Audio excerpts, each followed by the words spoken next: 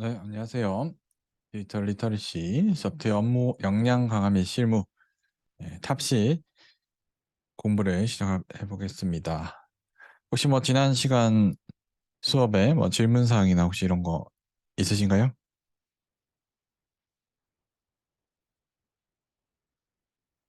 없으면 계속해서 우리가 지난 시간 알고리즘까지 살펴보았고요. 이제 실제 소프트웨어를 개발하는 데 있어서 어떻게 설계해서 소프트웨어를 구현 단계까지 진행시킬 수 있는지 소프트웨어의 설계 원리와 구조적 설계에 대해서 살펴보도록 하겠습니다.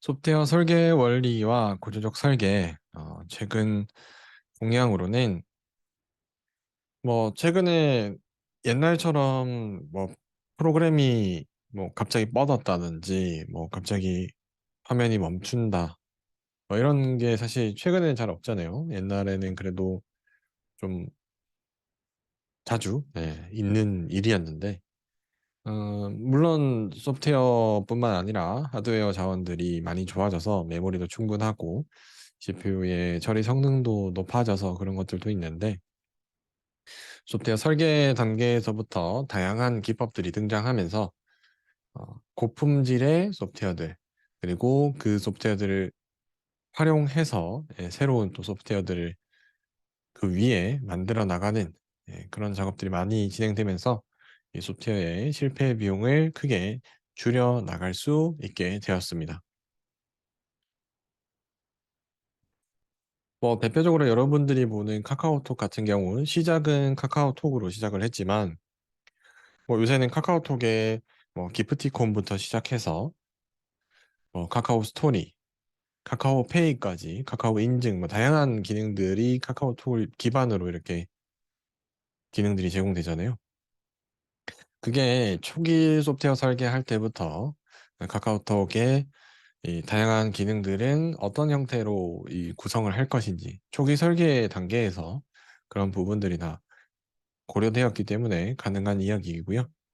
그런 식으로 우리가 소프트웨어를 최초 설계할 때 소프트웨어 확장성까지 다 포함시켜서 설계를 하려면 어떻게 설계해야 되는지, 어떤 아키텍처 기반이 만들어지는지를 살펴보도록 하겠습니다. 자, 우선 소프트웨어 설계 원리는 기본적으로 이 디바이드 앤 컨커, 분할 정복이라는 기본 설계 원리에 기반해서 만들어지게 됩니다. 우리가 이 시스템이라는 단어들을 많이 쓰잖아요. 시스템, 소프트웨어 시스템, 뭐 어떤 시스템, 뭐 결제 시스템, 아니면 뭐 웹 시스템. 이 시스템이라는 것은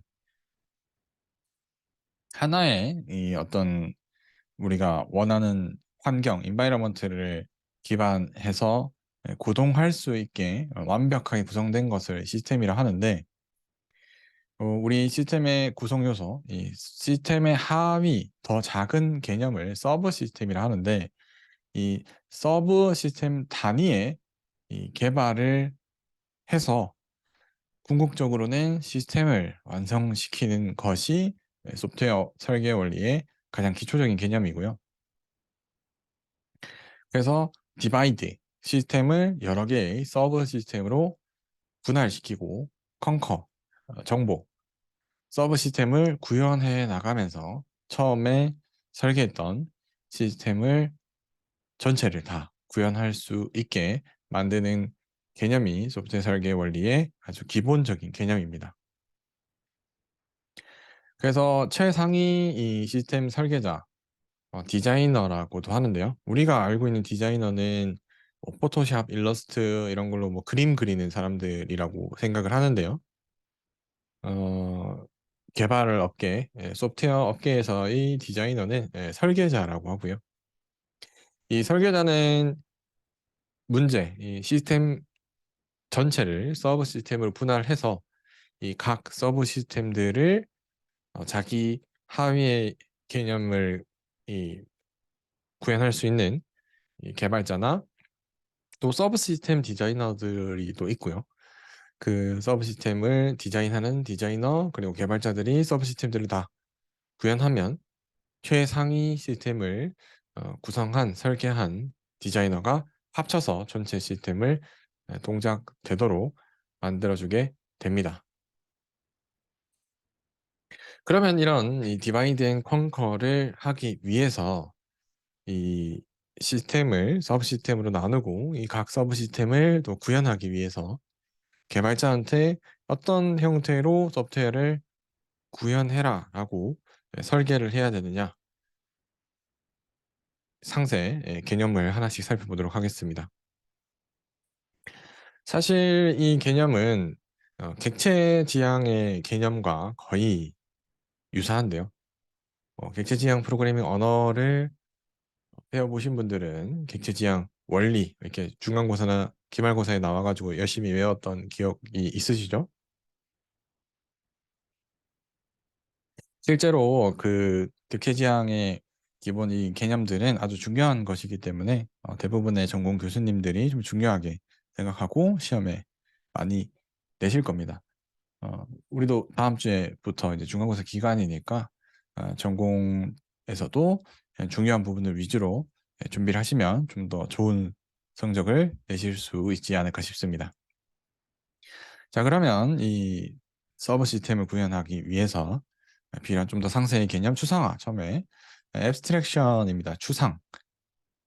이 추상화는 우리 여러분 그 그림의 추상화 그림들 본 적 있으시죠? 추상화. 어, 예를 들면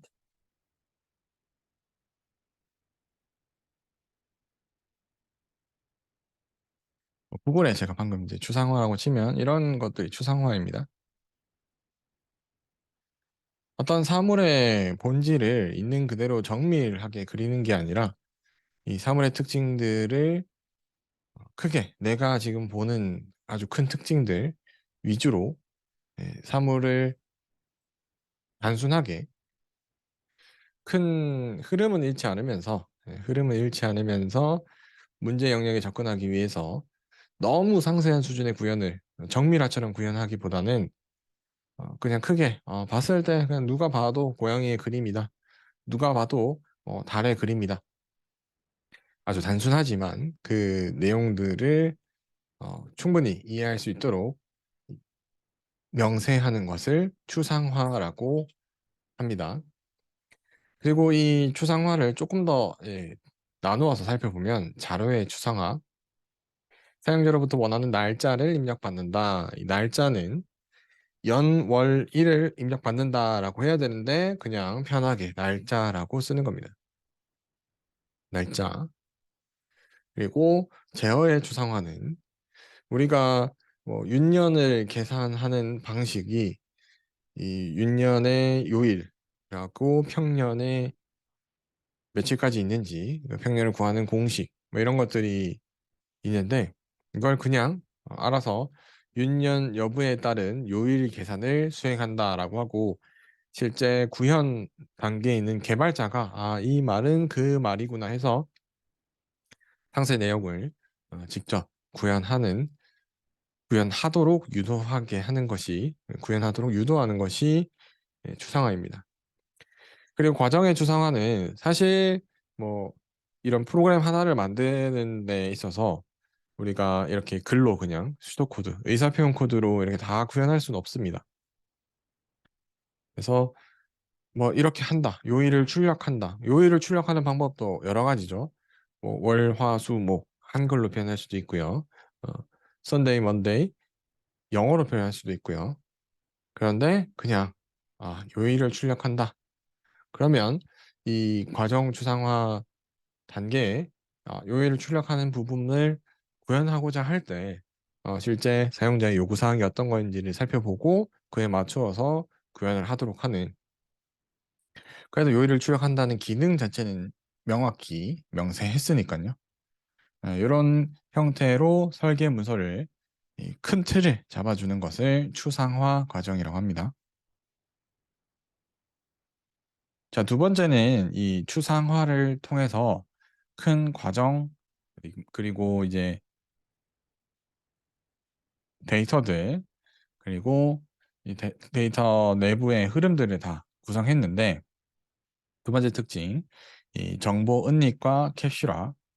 사실 같은 내용입니다. 인포메이션을 하이딩, 숨긴다. 그리고 인캡슐레이션. 우리 객체 지향에서 프라이빗 멤버, 퍼블릭 멤버, 프로텍티드 멤버 이런 거 쓰잖아요. 이렇게 모듈의 내용을 자기가 특정 멤버, 특정 이 클래스들한테, 특정 패키지들한테만 공개하도록 하는 이 구현이 이 정보 온리 캡슐화입니다. 이걸 왜 하냐면 만약에 우리가 설계 이후에 이 데이터들을 혹은 과정, 프로세스들을 수정하는 작업이 생길 수 있습니다.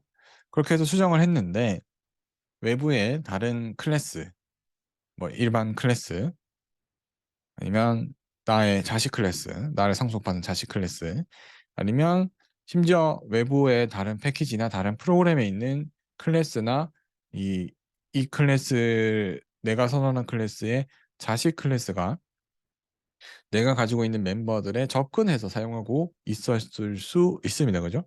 왜냐하면 다른 패키지이기 때문에 내가 이 다른 패키지에서 정확히 어떻게 사용하는지 물론 뭐 추적하는 도구가 있긴 하지만 사실 모르고 내가 가지고 있는 기능들의 문제들을 해결하기 위해서 그냥 바꿔버릴 수도 있겠죠. 그러면 이 다른 패키지 아니면 자식 클래스에서 아무 일도 하지 않았는데 그 서브 시스템이 정상적으로 작동하지 않을 수 있습니다. 왜냐면 내가 선언한 클래스를 일부 구현 변경을 했기 때문에. 그래서 이런 걸 사전에 방지하고자 객체 지향에서는 어지간하면 멤버들을 퍼블릭으로 공개하지 말고 프라이빗이나 프로텍티드 이런 형태로 실제로 사용해야 하는 멤버들만 필요에 의해서 사용할 수 있도록 그래서 get, set 접근자 함수들을 별도로 만들어주죠.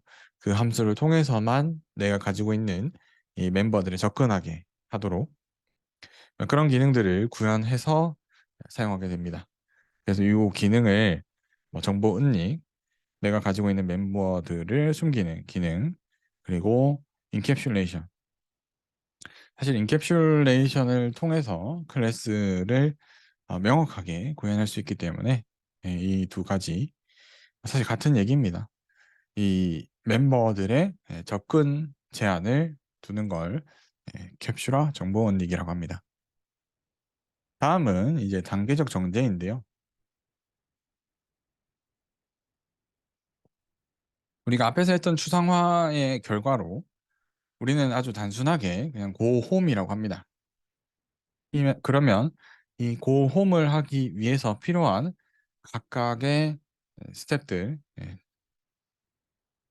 각각의 세부 사항들을 천천히 하나씩 구현해 나가게 됩니다. 고홈을 하려면 내가 현재 소속해 있는 어떤 공간에서 리브 떠나야 되고요. 그 다음에 집을 향해서 운전을 해서 가야 되고요. 그러다 보면 언젠간 도착을 해서 집에 고홈, 집에 도착을 하게 됩니다.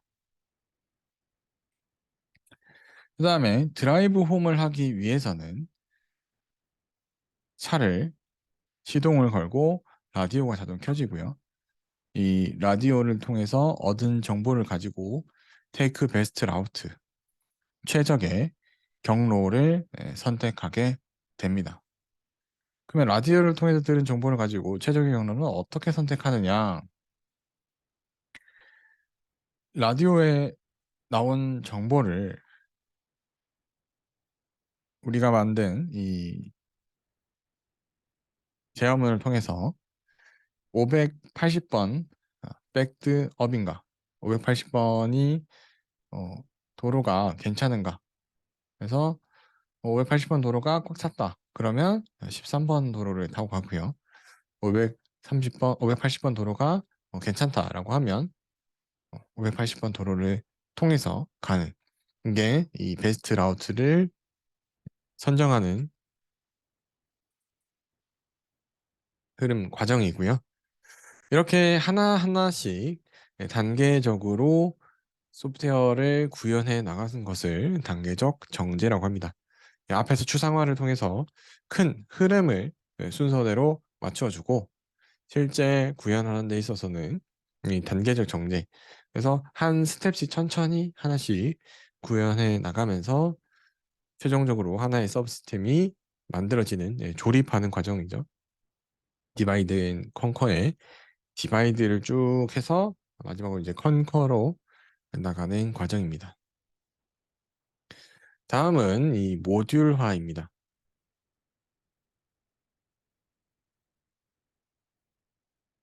우리가 시스템을 서버 시스템으로 나누어서 이 서버 시스템을 구현하기 위해서 설계하는 단계에서 뭐 다양한 서버 시스템에 다양한 기능들이 존재합니다. 그리고 이 언어로 보자면 서브 루틴 아니면 프로시저 아니면 이런 함수 뭐 프로그래밍 언어들마다 이 모듈을 뭐 여러 가지 형태로 부르는데요. 이 모듈들 사이에 이 제어 계층들이 필요하게 됩니다.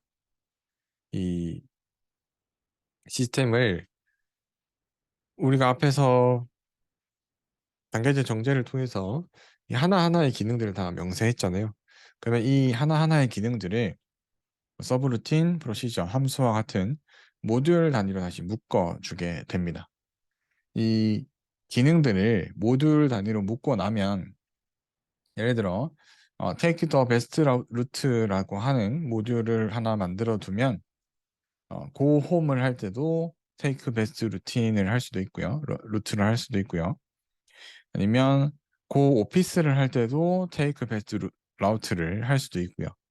그렇게 해서 우리가 특정 어떤 작업들을 반복적으로 하게 된다면 이 모듈화된 이 모듈을 새로 다른 데에서 만들 필요 없이 내가 이미 만든 모듈들을 재사용하면 되기 때문에 이 모듈화 시켜서 자주 사용할 것 같은 기능들 이 모듈 단위로 구현하고 이 모듈들 간의 인터페이스를 구현해서 아니면 모듈에 함수의 어떤 요소를 준다든지 예를 들면 아까 같은 경우는 13번 도로와 580번 도로 중에서 고르는 건데 여기에다가 뭐 10번 도로와 200번 도로 중에 복잡하지 않은 도로를 선택한다. 이런 형태로 만들어서 사용할 수 있게 모듈 단위로 소프트웨어를 쪼개게 됩니다. 여러분들이 흔히 알고 있는 이제 함수죠, 함수. 객체 지향에서는 이 함수를 오버로딩도 하고 오버라이딩도 해가면서 그 기능이 모듈화입니다. 똑같은 이름의 함수를 가지고 자식 클래스가 어떻게 사용할지 똑같은 이름의 함수를 가지고 입력되는 매개 변수에 따라서 어떻게 사용할지 이런 것들이 모듈화입니다. 다음은 구조화입니다. 소프트 시스템의 구조화는 분할 과정, 이 디바이더인 과정에서 얻어질 수 있고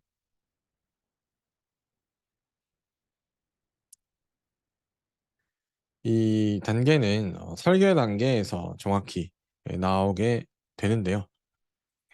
어떤 연산을 순차 구조로 구현할 것인가, 어떤 연산을 분기 구조로 구현할 것인가, 어떤 절차를 반복 구조로 구현할 것인가.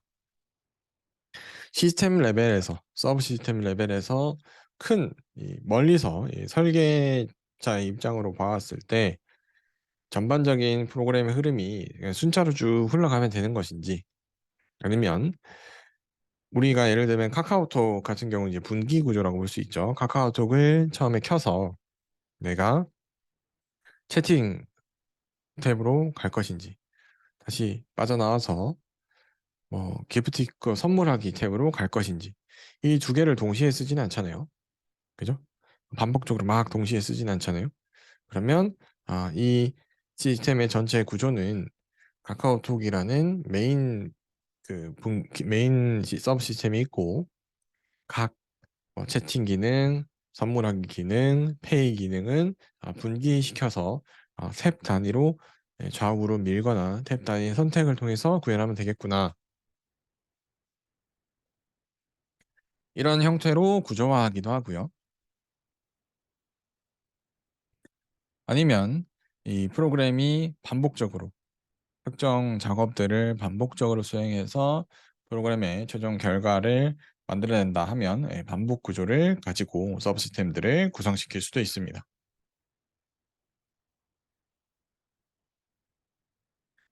그래서 지금 보시면 되게 원론적인 이야기고 뭐 그냥 다 하면 좋은 이야기, 객체 지향에서 다 하는 얘기라고 생각하실 수 있는데요.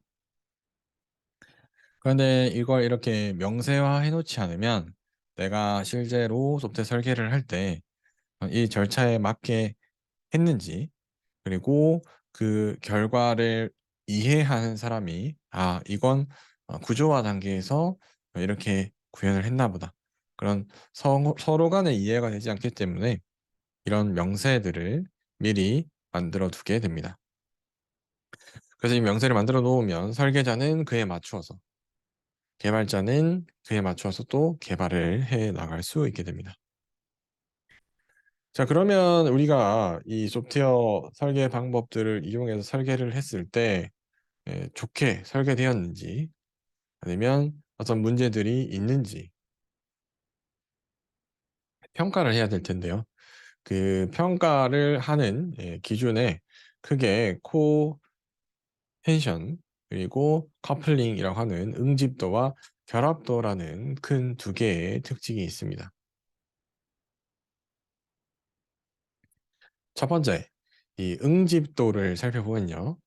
응집, 잘 모여 있느냐. 응집도는 모듈 내부가 얼마나 강한 연관성으로 뭉쳐 있는가를 나타내는 모듈의 성숙도의 측정치이고요. 모듈이 얼마나 잘 익었냐. 우리 열매가 익으면 단단해지잖아요. 그죠?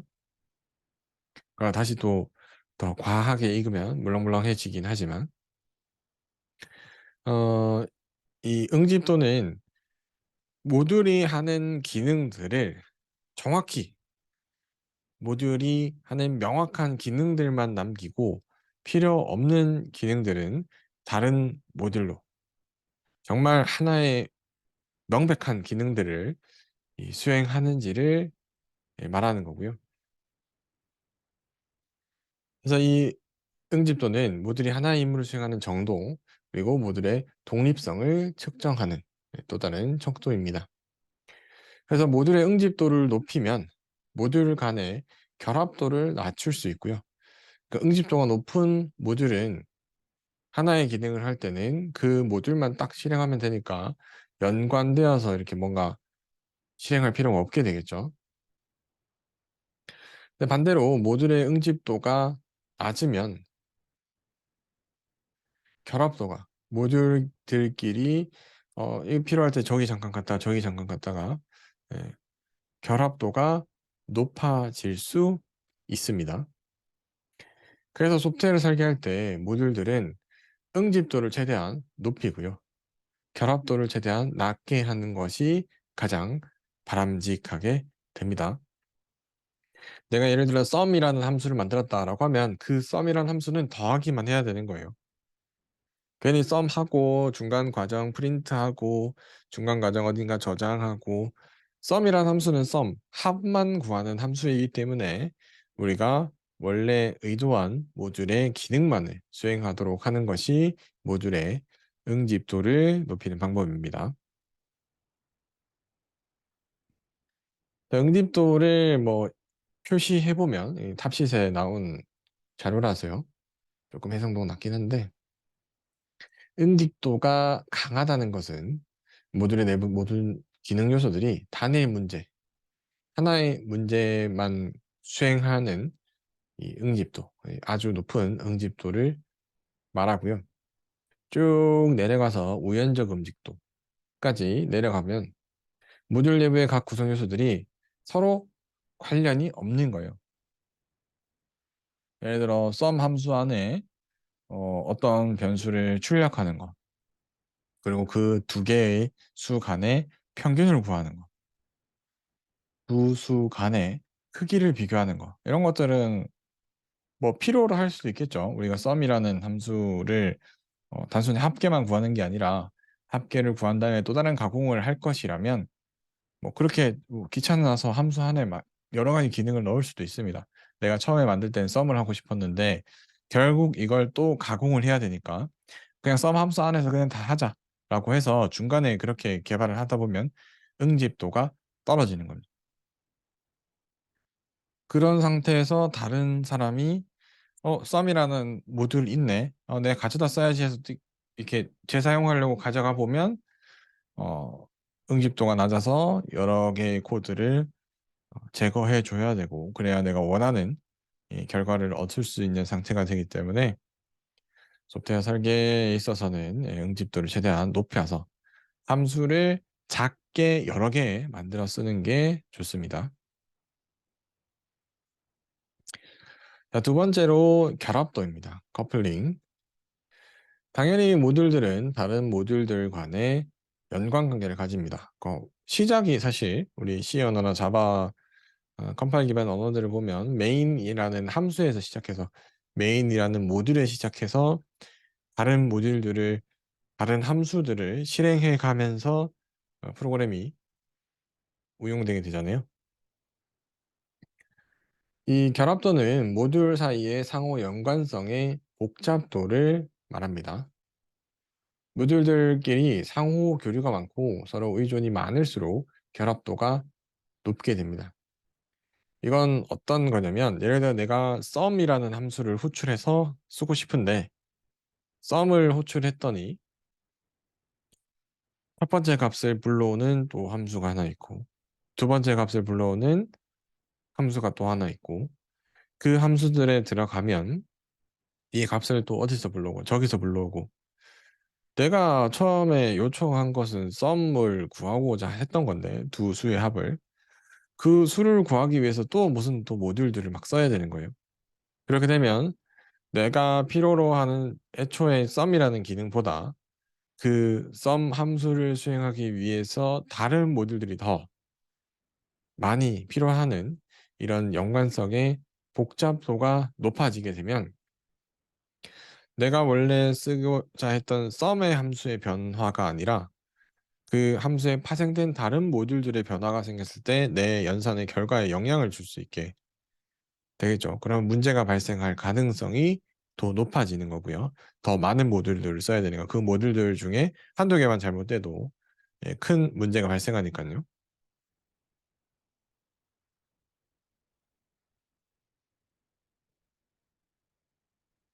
뭐 얼마 전에도 파이썬에서 그런 모듈들 문제로 인해서 문제가 발생한 적이 한 번 있었죠. 파이썬의 특정 라이브러리를 관리하고 있던 아주 단순한 뭐 그냥 제곱을 빨리 구해주는 그런 함수가 누가 모듈로 만들어서 올려놨었는데 실수로 그 사람이 그 모듈을 지우는 바람에 대부분의 프로그램들이 그 모듈을 그대로 가져다 사용하고 있었는데 이 모듈이 지워지면서 그 모듈의 의존성을 가지고 있는 다른 모듈들도 같이 또 문제가 되고 좀 많은 문제가 파생되었던 이 상호 교류가 너무 많이 되어 있다 보니 어느 모듈에서 문제가 생긴지를 쉽게 파악할 수 없는 상황이 되는 거예요. 내가 애초에 필요로 했던 모듈들이 아니기 때문에 내가 A라는 모듈을 실행했는데 A가 실행이 안 돼요. 근데 사실 A가 실행이 안 되는 이유는 A가 사용하고 있는 B라는 모듈 때문에 사용이 안 됐던 건데 나는 A가 문제가 있는지 계속 살펴보게 되고 그러다가 A가 문제가 없으면 또 다시 B, C, D 점점 이 연관이 있는 모듈들, 결합이 되어 있는 모듈들로 넘어가서 분석을 해야 되기 때문에 우리가 이런 문제들을 파악하는 시간이 오래 걸리는 상황이 생겨서 최대한 우리가 사용하는 모듈들은 단순하게 연관성의 복잡도를 높이지 않는 낮은 결합도를 가지게 해서 구현하는 것이 좋습니다. 그래서 다른 클래스나 객체에 있는 값을 막 가져오지 말고요. 최대한 물론 필요하다면 당연히 가져와야겠지만 최대한 가져오지 않고 뭐 예를 들어 파이 값 같은 거 반지름 구할 때도 쓰고 뭐 할 때도 쓰고 하는데 최대한 다른 어떤 공통적인 곳에 값을 두고 사용하지 말고요.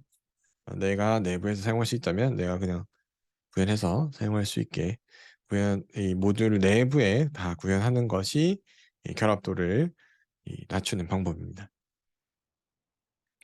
자, 결합도의 종류와 정도들을 살펴보면 이 결합도가 약한 자료 결합도. 자료가 뭐 모듈 간에 단순히 그냥 자료만 주고받게 된다면 그냥 get 함수, set 함수죠. 원하는 값을 호출해서 가져가거나 원하는 값을 주면 내가 그 값을 어디에다 저장을 해주는 그런 아주 자료 수준의 자료의 대입 연산, 호출 연산 수준의 결합도, 아주 낮은 결합도이고요. 높은 결합도로 가면 이 내용 결합도, 뭐 인라인 함수, 뭐 C 언어 해보신 분은 인라인 함수 써보셨을 건데 함수 안에 있는 코드를 그대로 그 위치에 복사 붙여넣기 하듯이 해서 쓸 수 있습니다. 그런 정도면은 그 다른 함수에 있는 코드가 그대로 들어와서 실행되기 때문에 그 함수 내용이 조금만 바뀌어도 내 코드는 그대로 다 바뀌는 거죠. 뭐 그런 수준의 모듈 결합도를 가진 경우도 있고요. 그래서 최대한 그런 기능을 많이 사용하지 않아야겠죠. 과거에는 이 내용 결합도 수준까지도 갔던 이유는 프로그램 소스 코드의 길이를 줄이는 것이 아주 중요한 과제였었고요. 뭐 여러분 지금도 휴대폰 쓰시면은 256기가, 뭐 512기가, 뭐 1테라 수준의 메모리 공간을 가지고 있는 휴대폰을 쓰시는데 여러분도 어플을 깔거나 뭐 사진 뭐 많이 찍거나 하시면은 그 휴대폰의 공간이 모자라잖아요. 근데 과거에는 그 저장 공간이 훨씬 더 작았으니까 프로그램 사이즈를 줄이고자 코드까지 재사용해서 내용 결합도 수준까지 만들어서 쓰기도 했었습니다. 지금은 프로그램 코드가 그렇게까지 영향을 줄 만큼의 어떤 디바이스들의 수준이 아니기 때문에 이런 내용 결합도는 최대한 사용하지 않고 설계를 하시는 게 좋고요.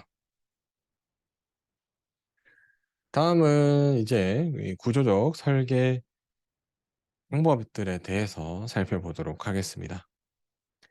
구조적 분석을 통해서 구조적 설계로 옮기는 과정을 자료 흐름 중심 설계라고 하고요. 자료가 어디에서 어디로 흘러가는지에 기반해서 이 자료들의 흐름을 하나하나 시작하는 위치, 도착하는 위치, 시작하는 위치, 도착하는 위치, 자료들이 옮겨질 때마다, 변환될 때마다 하나하나의 동그라미, 어떤 구조로 표현해서 이 자료에 발생하는 곳, 그리고 어디 가서 변환되고, 어디 가서 변환되고, 이런 형태로 이 뭐 버블 차트 혹은 DFD, 데이터 플로우 다이어그램으로 표현해서 사용할 수 있습니다. 자, 이런 변환 흐름 중심 설계 방법을 알아보도록 하겠습니다. 변환 흐름 중심 설계는 우리가 필요로 하는 자료를 입력받은 후에 이 가공해서 출력을 해주는 구조. 함수의 큰 형태이죠, 그죠? 매개변수 입력받고 그 값을 수정해서 리턴 값으로 주는 형태. 그래서 첫 번째 부분은 입력. 시스템에 사용할 수 있는 데이터를 정제하는 단계, 그리고 데이터를 가공하는 단계. 대부분의 함수들이 여기서 많이 사용되겠죠.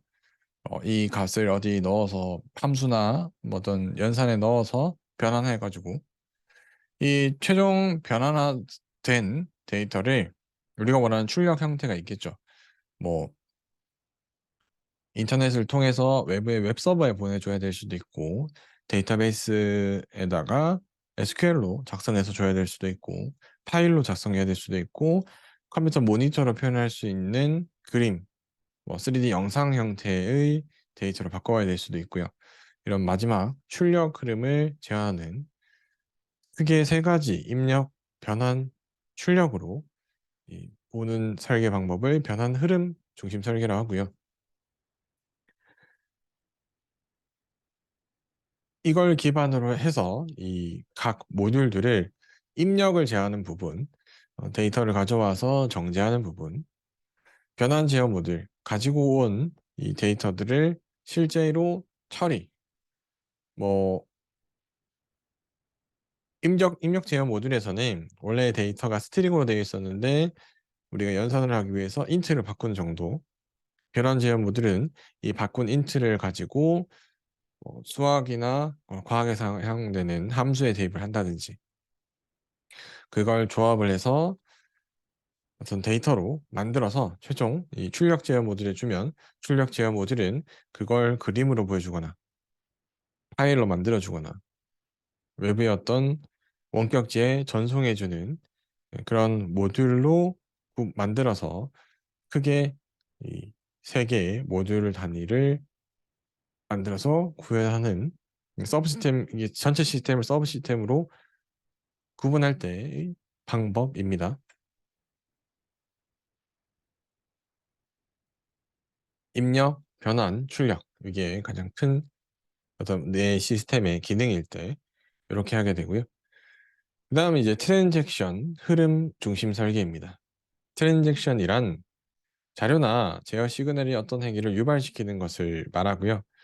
그러니까 우리가 입력한 시스템에 입력한 어떤 데이터가 되게 다양한 플로우로, 이게 각각의 플로우로 흘러갈 때 이 트랜잭션 흐름 중심 설계를 사용하게 되는데, 입력은 어쨌건 같은 곳에서 들어오겠죠.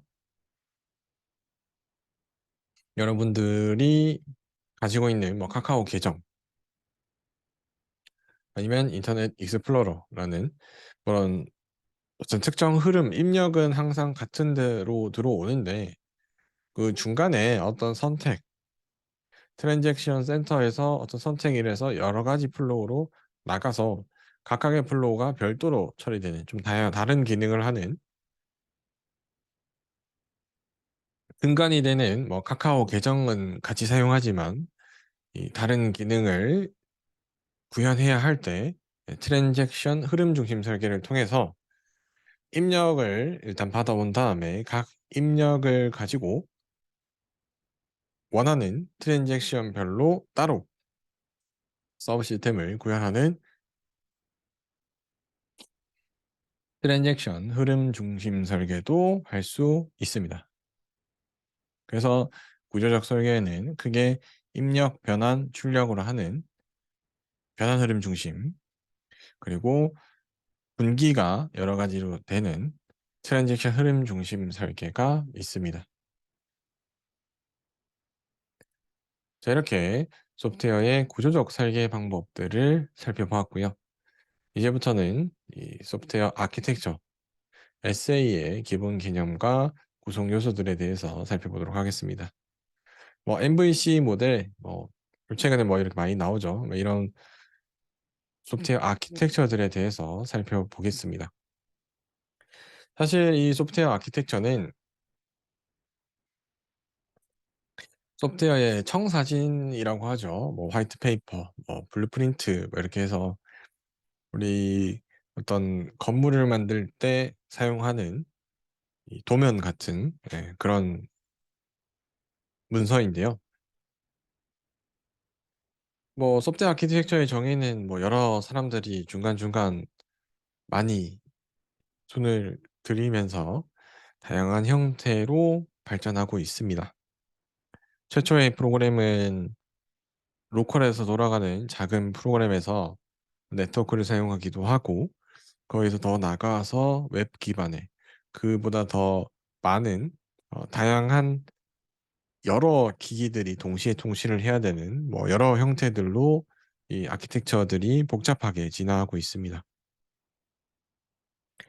자, 이 아키텍처의 설계 절차는 결국 우리가 소프트웨어 개발하는 데 있어서 가장 중요한 요구사항 분석, 이 요구사항 분석을 통해서 도출된 이 아키텍처 분석, 이 아키텍처를 어떤 형태로 짜야 될 것인가. 요구사항을 봤더니 내가 사용할 아키텍처들은 음, UI 쪽에 어떤 요구사항들이 아주 복잡하고 유기적으로 요구사항이 변경될 수 있을 것 같다. 아니면 내가 개발하는 소프트웨어는 UI보다는 뒤에 연결되는 구조가 어, 처음에는 그 A 지사의 데이터베이스만 가져오면 되는데 이 시스템이 어느 정도 정상화되고 나면 뭐 6개월 뒤, 1년 뒤에는 일단은 B 지사의 데이터도 같이 연결을 해야 된다. 그렇게 이 요구 사항에 따라서 이 우리가 사용할 아키텍처들이 달라지고 그에 맞춰서 분석 설계하고 검증, 최종 승인되게 되면 아키텍처 기반으로 소프트웨어를 개발하게 됩니다. 자, 그래서 다양한 소프트웨어 아키텍처 스타일들을 살펴보도록 하겠습니다. 아마 웹 기반의 개발을 많이 하셨거나 하시는 분들은 이 소프트웨어 아키텍처에 대해서 되게 민감하게 반응을 해야 되죠. 웹들은 이 아키텍처 기반으로 프레임워크를 짜다 보니까 뭐 스프링 기반의 전자제부 프레임워크를 쓰신다든지 스프링 위에 뭐 노드.js나 뭐 이런 JS 기반의 코드들을 많이 쓰신다든지 이거에 맞추어서 아키텍처들이 다양한 유형으로 있는데요. 간단한 구조부터 시작해서 한 단계씩 살펴보도록 하겠습니다. 첫 번째 저장소 구조입니다. 아주 일반적인 형태인데요. 저장소에 있는 데이터를 기반으로 뭐 DB나 뭐 파일 아니면 뭐 테이블 형태가 될 수도 있고요. 한 군데의 저장소에 데이터들이 있고 그 데이터를 가져다 쓰는 모듈 그리고 그 데이터를 주기적으로 입력해주는 모듈 아니면 그 데이터를 한 달에 한 번씩 주기적으로 분석하는 모듈 뭐 이런 형태로 저장소가 가장 핵심 이 구조이고 그 저장소를 활용하는 여러 개의 모듈들이 있다면 이 저장소 구조로 만들어 주시게 되면 뭐 편하죠. 결국 모든 중심은 저장소 기반이니까 그런 데이터가 중점적으로 관리되는 요구사항 분석이 됐을 때 사용하는 구조이고요. 그 다음에 이제 객체 지향이 등장하면서 GUI를 설계하는 데 있어서 이제부터는 사용자가 직접 입력 출력을 주다 보니까 이 사용자의 입력 출력을 메인 모듈이 직접 데이터를 가지고 하게 되면 UI의 인풋, 우리가 콘솔에서 깜빡깜빡 기다리고 있잖아요. 그 상황에서는 메인 모듈이 아무런 기능을 할 수 없기 때문에 뷰랑 컨트롤러라는 두 가지 이 모듈을 만들면서 시작하게 됐습니다. 그래서 컨트롤러는 사용자로부터 들어오는 입력을 받아내는 역할을 하고요. 그래서 유저가 웹 브라우저나 아니면 GUI, 우리 PC 프로그램을 통해서 유저가 입력을 주면 컨트롤러가 그 흐름을 받아서 이건 데이터를 어떤 갱신을 해야 된다. 데이터를 가져와야 된다. 아니면 데이터를 바꿔야 된다. 컨트롤러가 판단을 하고요. 컨트롤러가 그 신호를 모델해 주게 됩니다. 그 모델은 그 신호를 받아서 데이터를 읽어오거나 데이터를 쓰거나 해서 모델이 그 결과를 다시 이 컨트롤러를 통해서 주게 됩니다. 그러면 뷰는 컨트롤러가 저 데이터 바꾸라 했는데 바뀌었네. 컨트롤러가 뷰한테 야, 저 데이터 가져와. 그러면 뷰가 이 모델에 있는 데이터를 가져옵니다. 정보를 요청해서 가져옵니다. 그때 이 뷰가 뭘 하냐면 유저가 입력한 클릭한 이 액션에 대응하는 페이지를 만들어냅니다. 그리고 뷰가 유저한테 실제 HTML 페이지, 보통은 이제 JSP나 ASP 이런 서블릿 기반의 페이지들을 만들어서 유저한테, 유저의 웹 브라우저한테 전달해 주게 됩니다. 그러면 유저는 네이버의 로그인 버튼을 딱 눌렀을 때 로그인하기 위한 화면을 로그인하기 위한 화면을 뷰가 만들어서 모델한테 물어보고 뷰가 만들어서 유저한테 전달해 줍니다. 그러면 유저는 또 거기에다가 자기 아이디 패스워드를 입력하면 컨트롤러한테 주면 컨트롤러가 모델한테 물어봅니다. 이렇게 로그인 하려는데 이거 맞나? 모델이 맞아 라고 하면 뷰가 그러면 맞으니까 그에 대한 응답을 줘야겠네. 페이지를 받아와서 자기가 만들어서 유저한테 로그인 성공한 페이지를 보여주면서 다른 기능을 수행할 수 있도록 도와주는, 그러니까 모델이 항상 유저의 인풋을 기다리지 않아도 되게끔 만드는 기능입니다. 뭐 여러분들 간단하게 편의점 말고 이게 패스트푸드점 가면 그렇게 돼 있잖아요. 이 유저가 주문을 받아주는 사람이 따로 있고 주문을 하는 사람이 모델한테, 뒤에 이 음식을 조리하는 직원한테 음식을 조리해라고 하고, 이 컨트롤러는 또 다른 또 유저의 입력을 기다립니다. 또 계속 주문을 쭉쭉쭉 받습니다. 주문을 쭉쭉쭉 받다가 모델이 만든 햄버거가 하나하나씩 완성될 때마다 띵동 이렇게 변경 알림을 해줍니다. 그러면 이 유저가 받으러 오면 뷰가 그 햄버거를 포장해서 유저한테 주는 겁니다. 그러면 모델은 항상 음식만 만들면 되죠. 이 모델이 손님이 오는 걸 기다릴 필요가 없게 되잖아요. 그래서 이런 구조, 가장 웹의 근간이 되는 MVC 구조가 만들어지고요. 그 다음은 이 MVP 구조입니다. 우리가 이 모델과 뷰의 형태는 MVC와 동일하지만 사용자 입력을 뷰에서 받아주게 됩니다.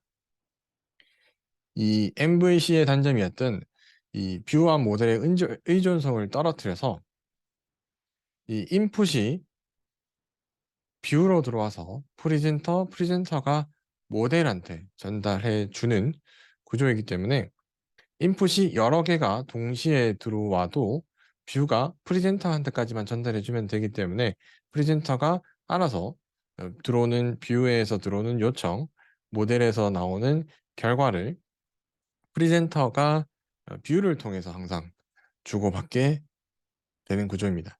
근데 이 MVC 구조에서의 문제는 만약에 이 컨트롤러에 많은 인풋이 들어왔을 때, 예를 들면 그 패스트푸드점에 사람이 갑자기 엄청 많이 들어오게 된 거죠. 사람이 너무 많이 들어와서 컨트롤러가 이 인풋들을 전부 다 모델한테 줬는데 모델은 사람이 많이 들어왔으니까 모델이 엄청 빨리 연산해서 햄버거를 만들어냈어요. 그런데 이 많은 모델들이 뷰한테 결과를 줬는데 뷰가 모든 아웃풋을 처리를 할 수 없는 상황이 생기게 돼요. 왜냐면 뷰는 컨트롤러부터서도 100개 나갈 것이 있으니 대기해라고 했는데 모델이 하나만 딱 준 거예요. 그럼 뷰는 자기는 100개를 대기하고 있는데 모델이 하나만 줬어. 그래서 하나만 주고 뒤돌아보면 99개가 와 있죠. 모델이 갑자기 100개가 늘어났으니 모델이 우르르 연산을 해서 던져주면 그때 뷰는 이 99개의 연산들 때문에 특정 인풋들이 날아가게 됩니다. 특정 인풋들의 연결들이. 그래서 여러분들 왜 그 수강 신청할 때 갑자기 사람 많이 들어가면 페이지 접속 안 되고 그러잖아요. 그러니까 처음에 왔던 주문을 잃어버려 버리는 상황이 생깁니다. 왜냐하면 모델이 너무 동시에 많은 입력들을 처리하다 보니까. 그래서 이럴 때는 애초에 뷰가 인풋들을 다 하나씩 잡고 있는 겁니다.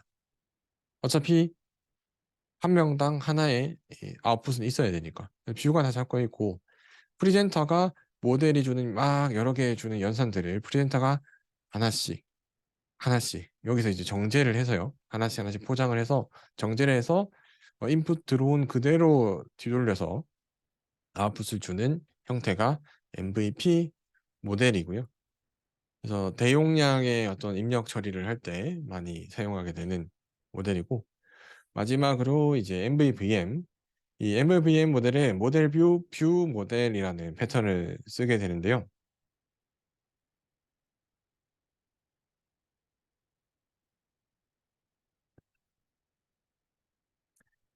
뷰에다가 유저가 인풋을 주면 특정 페이지를 달라, 햄버거 달라라고 하면 뷰는 뷰 모델한테 커맨드를 줍니다. 야, 햄버거 하나 만들어줘. 그러고 나면 뷰 모델은 모델에 실제 이 주방에 있는 사람이죠. 여기 이제 관리자이고, 뷰 모델이 이 모델한테 햄버거 하나 만들어줘 라고 합니다. 그러면 기존에는 이 뷰가 요청하고 뷰 모델이 요청해서 모델이 이 콜백을 통해서 데이터를 주면 뷰 모델이 받아서 다시 어떤 뷰가 요청한 건지 보고 가져다 줬는데, 이 뷰 모델 같은 경우는 얘도 마찬가지로 야, 나 끝났어. 여기 뭐 3번에 있는 거 가져가. 얘도 뷰가 직접 가져다가 유저 인풋에 주게 됩니다. 그래서 이 뷰 모델이 가지고 있는 값의 변화가 생기는 순간 뷰가 바로 계속 관찰하고 있기 때문에요. 계속 뷰 모델의 테이블들을 보면서 이게 다 만들어졌나 안 만들어졌나 보고 있다가 뷰 모델이 노티파이 딱 알려주는 순간에 뷰가 가져가는 형태가 됩니다. 그래서 이건 완전히 분리된 구조. 주문 받는 사람 따로, 그 물건 주는 사람 따로, 요리하는 사람 따로. 이 뷰 MVP 모델에서는 뷰와 모델은 가만히 있고요. 프리젠터가 여기서 가져다 갖다 주고, 여기서 가져다 갖다 주고, 여기서 가져다 주고, 왔다 갔다 하면서 하는 형태입니다. 그런데 MVVM은 주문 받은 사람이 뷰 모델한테 주문을 넘겨주고, 모델이 생성한 것들, 물건을 뷰 모델에 두면 뷰가 다시 가져가는 겁니다. 그러면 뷰가 최초의 인풋을 놓칠 일이 줄어들기 때문에 대용량의 처리를 하는데 적합한 구조가 되었습니다. 그리고 사실 이게 프로세스 파워가 그렇게 좋지 않은 상황에서 이렇게 쓰면 안 되는데, 뭐 최근에는 웹서버들도 이 처리 용량이라든지 이런 것들이 많이 좋아지다 보니까 MVVM, 뭐 최근엔 또 다른 뭐 다양한 패턴들이 등장하고 있는데 많이 사용되고, 합시세에 언급되는 거는 여기까지의 구조가 있습니다. 자, 오늘 배운 내용에 있어서 궁금한 점 혹시 있으신가요?